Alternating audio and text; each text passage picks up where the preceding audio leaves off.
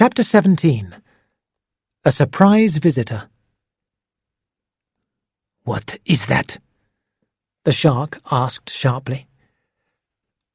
"I don't know," Hiro lied. He could hear Schubert saying his name repeatedly. "It is your phone," the shark said. His eyes were on fire. "Give it to me."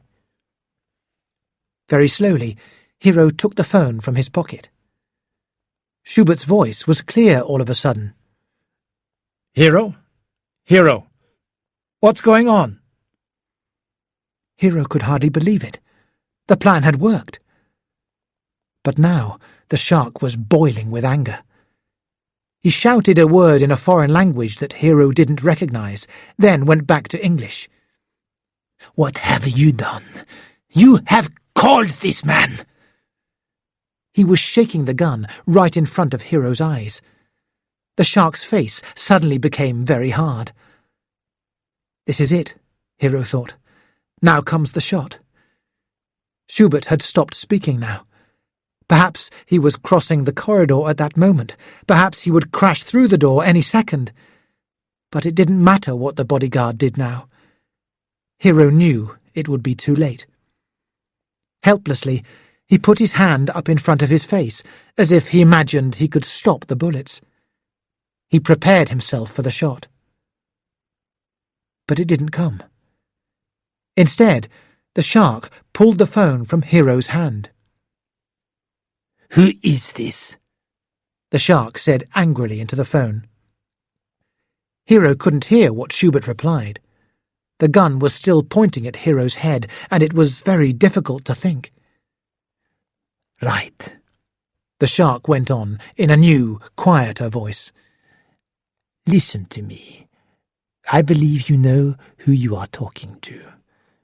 As you must know, I have the Japanese boy with me.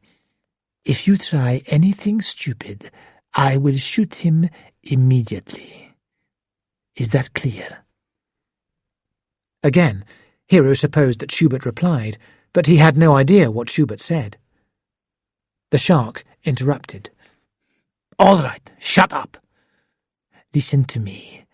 I am going to leave this hotel with the boy, and you will not do anything to stop me.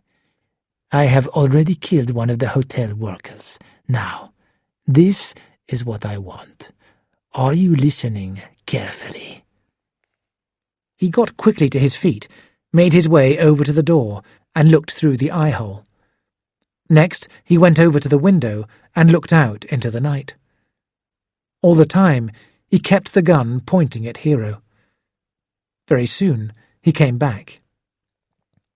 "In a couple of minutes' time, the boy and I are going to leave this room. We will go down to the back entrance of the hotel. I want you to have a taxi waiting there for us. I will tell the driver where to go, but you will not attempt to follow the taxi. If there is trouble at any point, the Japanese boy will die. Is that clear? I will give you 3 minutes to arrange this. Call me back when everything is ready." The shark pressed the end call key and dropped the phone into his pocket. Then he looked across to Hiro. "This does not mean you will live after all," he said. "If I could, I would kill you twice." Listening to the shark, Hiro felt strangely dead already.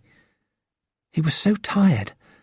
The last 24 hours had been so hard.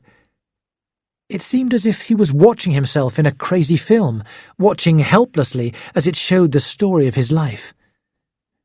"Get up," the shark said, coming towards him with the gun again. Hiro climbed slowly to his feet. He wondered what was coming next. "Now, go over to the door and pull the boy out of the way," the shark ordered. Hiro felt ill again. He moved across and reached down for the boy's arms.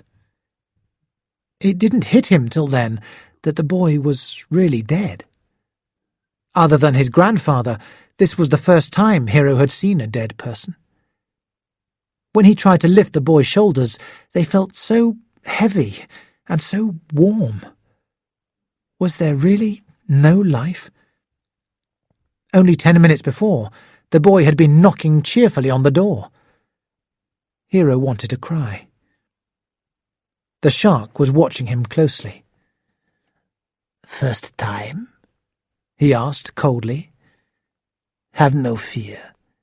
Dead people don't usually complain." He gave his horrible toothy smile for a moment, then his face went hard again. "Come on, don't waste time." Hiro pulled at the body in his arms. "I'm sorry," he said under his breath. At last the body moved. As Hiro pulled the boy across the carpet, a long, bright red line of blood was left behind. Hiro thought he would be sick. A moment later, Hiro's phone rang again in the shark's pocket. Hiro saw the shark reach into his clothes. Then a number of things happened very suddenly. First of all, there was a very bright light and a terrific explosion. Then the room went completely dark. At the same time, a cloud of smoke filled the room. Hiro heard shots. Again the of a silenced gun. Then a loud cry of "Ah!" followed by the crashing of furniture. After that, there was a strange silence, like the end of the world. For a moment or two, Hiro wondered if he was dead. Then the lights came on again. It took a little while for the smoke in the room to clear. When it did, Hiro saw that the door to the room had gone. It lay on the floor, broken in pieces. Standing over it was Schubert. On the floor opposite him lay the shark. The old man was still alive, but he was holding his stomach very tightly. Already blood had started to appear through the priest's clothes. No matter how hard he held his stomach, he couldn't seem to stop it. "Sorry to come in without knocking," Schubert said coolly. The shark's eyes were tight with pain.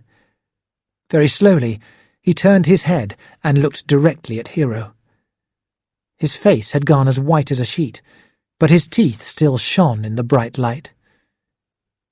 In a quiet voice, he said, "I wish I had chosen another seat on the train."